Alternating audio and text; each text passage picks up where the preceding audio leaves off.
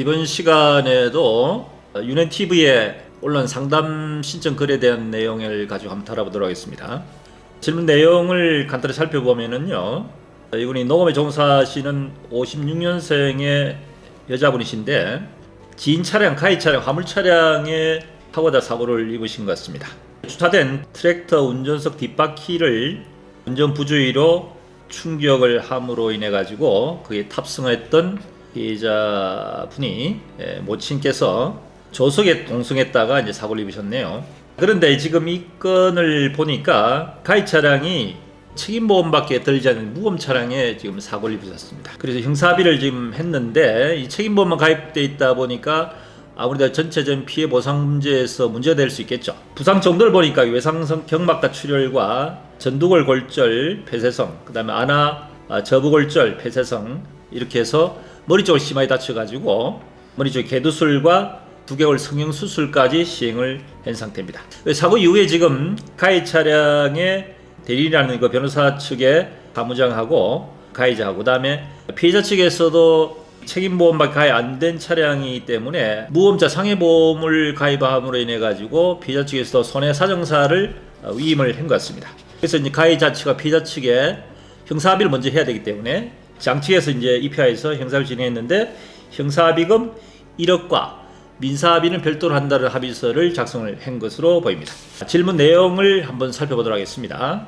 이 가해자 측에서 지금 병원비가 지금 많이 청구됐기 때문에 이제 합의 이후에 이제 현재 지금에 와서 가해자 측에서 다른 변호사를 선임을 해서 건강보험으로 전환을 요구하면서 만약에 그게 응하지 않을 경우에는 보험사 지불보증 중단을 신청하겠다는데 그게 가능한 것인지 이런 경우에 어떻게 대처할 것인지에 대해서 질문을 하셨습니다. 일단 가해 차량이 지금 책임보험밖에 가입이 안 되어 있기 때문에 지금 부상의 정도를 보니까 이 피해자께서는 머리를 심하게 다쳐가지고 현재 본인이 자력으로서 일상생활 어려운 상태, 누군가의 도움을 받지 않으면은 일상생활이 하기 어려운 상태까지 아마 상당히 심한 부상을 입고 후유증에 있는 상태 같습니다.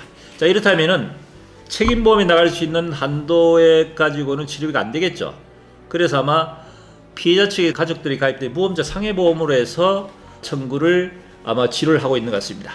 문제는 뭐냐면 지금 형사합의를 지금 할 때 무보험자 상해보험을 처리하는 건 피해자 측이 선택한 것인데 형사합의를 하면서 금액은 1억 원을 지급하고 이제 3천만 기재를 했다는데 형사합의 합의 이후에 가해자 측에서 피해자 측에다가 의료보험으로 지금 돌려달라고 요청을 하는데 피해자 측에서는 무보험자 상해보험으로 처리를 했단 말이에요. 무보험자 상해보험이라는 것은 책임보험 한도 초과되는 부분에 대해서는 내 보험으로 해서 치료비를 지불하고 무보험자 상해보험 회사에서는 나중에 가해자 측에다가 책임보험 한도 초과된 부분에 대해서 구상 청구를 하도록 되어 있습니다. 자, 그런데 이거 아마 가해자 측에서 이거를 잘못 판단을 하고 착각을 하고 있는 것 같은데 가해자 측에서 피해자 측에다가 뭐 예를 들어서 건강보험으로 요청을 한다든지 이런 뭐 강제하지 않으면은 법적 조치를 강조해야 돼. 이런 것은 가해자 측에서 행사할 권리가 안 됩니다. 일단 가해자 측은 형사합의를 하고 합의 내용에도 형사합의금 이외에 민사적인 부분에 대해서는 별도로 한다는 내용에 대한 단서를 명기하고 합의를 했기 때문에 피해자 측에서 모든 치료에 대한 부분에 대한 것은 피해자 선택사항이기 때문에 피해자 측에서 내가 내 보험으로 해서 처리를 한다고 한다면 가해자 측에서 그걸 개입한다든지 간섭할 수 있는 사항이 안 된다는 얘기입니다. 만일에 일단 피해자 측에서 무보험자 상해보험으로 처리를 하게 된다면은 피해자 측에서는 충분한 치료 이후에 나중에 무보험자 상해보험 가입된 보험회사에서 가해자 측에 구상하는 것이지 가해자 측에서 치료비에 대한 부분에 대해서 왈가왈부할 수 있는 사항은 아니다 하는 것을 알고 참고하시면 될 것 같습니다. 자, 그 다음에 두 번째 지금 질문 내용이 무보험자 상해보험에 지금 본인 차량이 2대가 있어 각각 2억씩 가입이 됐다고 되어 있네요.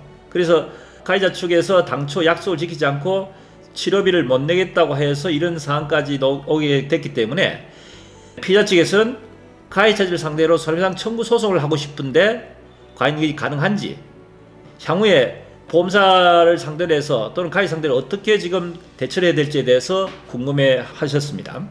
그리고 지금 피해자 모친의 지금 상태는 현재 일상생 본인이 자력으로서 생활이 어려운 상태라고 지금 올리셨습니다. 피해자 측에서는 무보험자 상해보험으로 지금 청구를 신청하셨습니다. 보험이 각각 2억씩 한도가 2개 들어있기 때문에 한도가 2억이니 각각 4억이 되겠죠. 무보험자 상해보험회사에서 처리 가능한 최소한 보상 한도는 책임보험 초과된 부분에서 4억까지 한도로 무음자 상해보험 처리를 할 수 있습니다.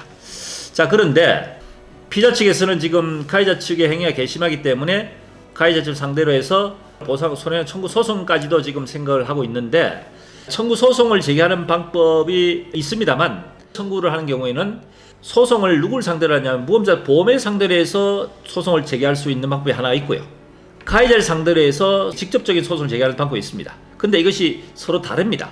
구체적으로 말씀드리자면은 무음자 상해보험은 보험회사를 상대로 소송을 하는데 이것은 상해보험이기 때문에 손해배상 청구 소송이 아니고 보험금 청구 소송을 제기할 수 있습니다. 쉽게 말씀드리자면은 피자 측에서는 내가 가입된 무음자 상해보험 한도 내에서 지급할 수 있는 청구 소송을 가능한데 이것은 보험금 청구 소송이 되는 겁니다. 내가 가입된 무음자 상해보험회사를 청구를 하고 무음자 상해보험회사에서는 한도 내에서 지급할 수 있는 금액을 지급한 뒤에는 가해자한테 이제 구상 청구를 하게 된다고 말씀드렸죠. 그래서 피자 측에서는 무음자 상해보험회사를 청구를 할 수 있는데 무음자 상해보험을 청구할 수 있는 것은 보험금 청구 소송이 되고, 보험금 청구 소송으로 해서 지급해야 된 금액 범위 내에서 보험회사에서는 가해자한테 나중에 추후에 구상을 한다, 이런 말씀 드렸습니다. 자, 그런데 피자 측에서 무음자 상해보험으로 청구하는 보험금 소송 외에 별도로 직접적으로 가해자한테 손해배상 청구 소송을 제기할 수 있습니다. 이때는 가해자 상대로 해서 손해배상 청구 소송을 제기할 수 있는데, 손해배상 청구 소송을 제기를 하려면은 가해자가 채권이 확보돼야 됩니다. 손해배상 채권 자체가 확보된 상태에서 소송을 제기해야지, 어떤 변제할 수 있는 채권이 확보가 안 돼 있으면은 결국 집행인 자체가 할 수 있기 때문에 판결문을 받게 되고 결국 이제 피해 보상을 제대로 받을 수 없는 문제가 되기 때문에 손해배상 청구 소송 가능할 수 있지만은 가해자 측을 상대로 할 때는 그 사람이 변제할 수 있는 능력이 되는지 채권에 대한 확보를 정확하게 하고 난 뒤에 손해배상 청구 소송을 할 수는 있습니다. 본 사건은 피해자 상태가 상당히 중한 상태의 환자이기 때문에 위자료를 비롯해서 실업비를 고려한다면은 충분히 손해배상 청구 소송의 실익은 있습니다만, 말씀드렸다시피 청구 소송을 제기할 때 가해자 채권 확보를 하고 난 뒤에 소송을 제기해서 하면 훨씬 더 유리할 수 있지만은, 만일에 채권 확보가 되지 않는, 쉽게 말하면 가해자 측에서 변제할 수 있는 능력이 안 된다면은 결국은 소송에 실익이 없고 차라리 충분하게 치료를 받고 나서 보험의 상대로 해서 합의가 안 되면 보험의 상대로 해서 소송을 제기할 수 있는데, 이때는 말씀드렸다시피 손해배상 청구 소송이 아닌 보험금 청구 소송이라는 거 이해하셔야 됩니다. 청구에 대한 논리 자체는 가해 상대라는 것 또는 보험 상대를 하는 데 대해서 청구 소송에 대한 방법 자체가 다르다는 것 참고하시기 바랍니다. 궁금한 사항이 있으면 댓글로 달아주시면 되겠습니다. UNTV에서는 앞으로도 이런 유형의 사례를 가지고 자주 한 번씩 달아보는 시간을 갖도록 하겠습니다. 많은 시청 부탁드립니다.